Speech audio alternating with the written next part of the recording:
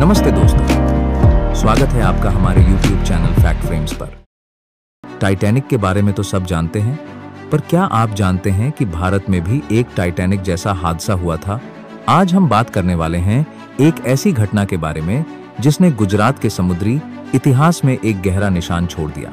यह कहानी है SS वैतरणा की, जिसे हाजी कासम या गुजरात का टाइटैनिक भी कहा जाता है। तो चलिए बिना किसी देरी के शुरू करते हैं। यह बात है 8 नवंबर 1888 की। गुजरात के मांडवी बंदरगाह पर एक जहाज खड़ा था, SS वैतरणा। यह एक भाप से चलने वाला यात्री जहाज था जो मुख्य रूप से कच्छ और सौराष्ट्र के तटीय शहरों के बीच यात्रियों और सामान को ले जाने का काम करता था। उस दिन वैतरणा मांडवी से द्वारका के लिए रवाना होने वाली थी। जहाज पर लगभग 700 से अधिक यात्री सवार थे, जिनमें व्यापारी, तीर्थयात्री और आम नागरिक शामिल थे।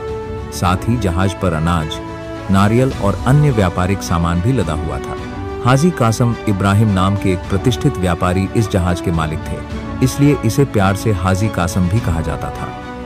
वैतरणा उस समय इस रूट पर चलने वाले सबसे बड़ और भरोसेमंद जहाजों में से एक मानी जाती थी। जैसे ही सूरज ढलने लगा, वैतरणा ने मांडवी के शांत जल को चीरते हुए अपनी यात्रा शुरू की।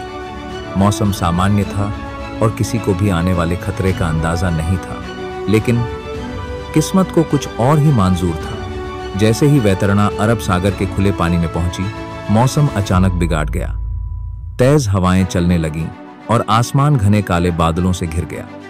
समुद्र में ऊंची ऊंची लहरें उठने लगीं, जो एक बाद-ए-तूफान का संकेत दे रही थीं। वैतरणा तूफान के थपेयों से बुरी तरह हिलने लगी। यात्रियों के बीच चीख पुकार मच गई। जहाज के कप्तान और चालक दल ने पूरी कोशिश की कि वे जहाज को संभाल सकें, लेकिन शक्तिशाली तूफान के आगे उनकी कोशिशें नाकाम होती दिखाई दे रही थीं। भयानक गर्जना और बिजली की चमक के बीच वैतरणा लहरों के साथ संघर्ष करती रही। ऐसा लग रहा था मानो प्रकृति अपना रौद्र रूप दिखा रही हो। और फिर अचानक सब शांत हो गया। न कोई आवाज, न कोई हलचल। SS वैतरणा अपने सभी यात्रियों और सामान के साथ अरब सागर की गहराई में समा गई। जब मांडवी और द्वारका बंदरगाहों को वैतरणा के न पहुंचने की खबर मिली, तो हक्कंप मच गया। तुरंत ही खोज और बचाव अभियान शुरू किया गया। कई दिनों तक जहाजों और नावों ने आसपास के समुद्र में लापता जहाज और यात्रियों की तलाश की, लेकिन उन्हें सिर्फ कुछ टूटी हुई लकियां और जहाज का मलबा ही मिला। वैतरणा पर सवार किसी भी यात्री या चालक दल का कोई पता नहीं चला। यह गुजरात के समुद्री इतिहास की सबसे बड़ी त्रासदियों में से एक थी, जिसमें सैकड़ों लोगों ने अपनी जान गंवा दी। इस घटना ने पूरे गुजरात को शोक में डुबो दिया। अखबारों में इस त्रासदी की खबरें छाई रहीं और लोग अपने प्रियजनों के लिए आंसू बहाते रहे। वैतरणा का डूबना इतना भयानक था कि इसकी तुलना अटलांटिक महासागर में डूबे टाइटैनिक जहाज से की जाने लगी और इसे गुजरात का टाइटैनिक का दुखद नाम मिला। आज भी SS वैतरणा की कहानी गुजरात के लोकगीतों और लोगों की यादों में जिंदा है। यह एक दर्दनाक रिमाइंडर है कि समुद्र कितना अप्रत्याशित और शक्तिशाली हो सकता है। यह उन सैकड़ों गुमनाम आत्माओं की याद दिलाता है जो उस दुर्भाग्यपूर्ण यात्रा पर निकले थे और कभी वापस नहीं लौटे।